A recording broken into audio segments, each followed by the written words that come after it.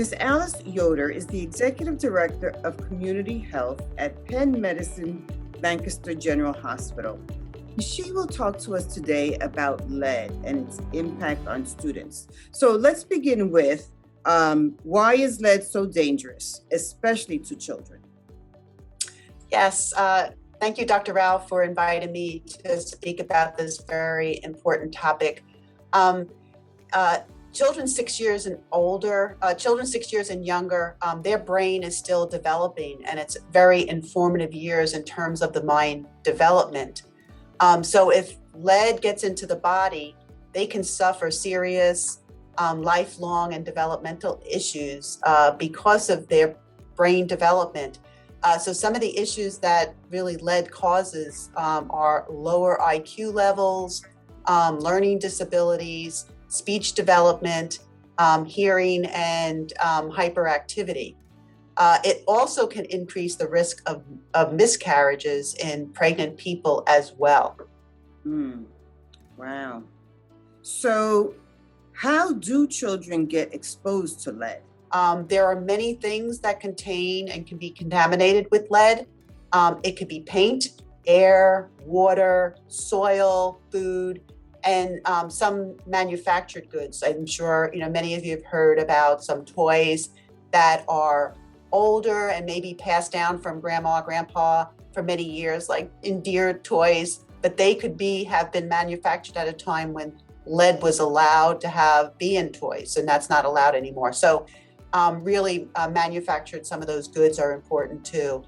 But the most common source of lead exposure in children is really lead paint and the dust and soil that is contaminated by it. So by far, lead paint is the biggest culprit to why our children become lead poisoned. Yeah, and we have very old housing here in Lancaster.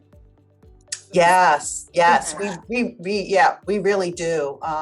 For years, our physicians have tested children for lead, and if they're not an elevated level, then we move on to talk about other things. If it is elevated, then we look to treat it.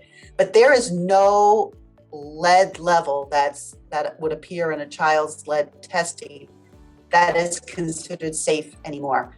So any amount of lead may, to some extent, influence a child. So really, we decided at that point that it's really the home that is sick and the home that has the hazard that is really poisoning our children, and the home needs to be fixed, and that is to get the lead out of homes. And that's how Lead-Free Families program was developed.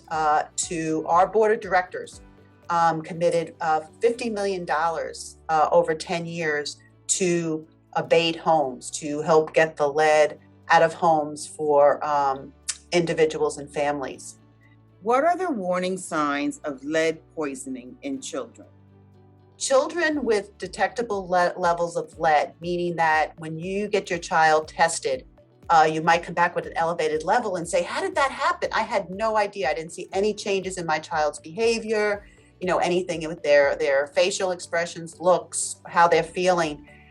You more than likely will not. There's really no obvious signs of lead poisoning until it's really, really extreme, which is rare, but it does occur. We've actually had 2 children already this year that have had high lead levels.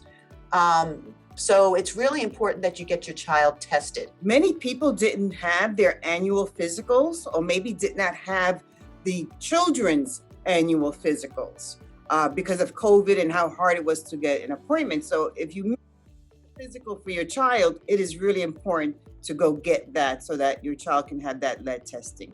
Yeah, absolutely. Thank you so much for bringing that up, because typically lead testing should be part of the annual physical. And so if for some reason it got missed when you go back to the doctor, then you should be able to get that done. And the other point, Dr. Rao, that you brought up is there is a big concern on the medical side that because of during COVID times that children were at home more often than they would be at school. So schools would be safe places where more than likely you won't be exposed to lead.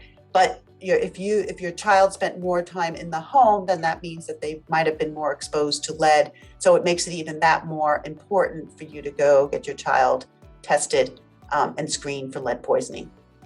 We're encouraging everybody to go to leadfreefamilies.org. You can go on the website, which is leadfreefamilies.org, or you can just call us. We're really encouraging you. We have a person that mans our phone Monday through Friday during the day, or you can leave a message in the evening on the weekends, and we'll get back to you as soon as possible in the following working day. And that number is 717-544-LED. So that's 717-544-LED or 717-544-5323. Thank you so much for being with us. You should know, and our family should know. So we also test all of our schools for lead.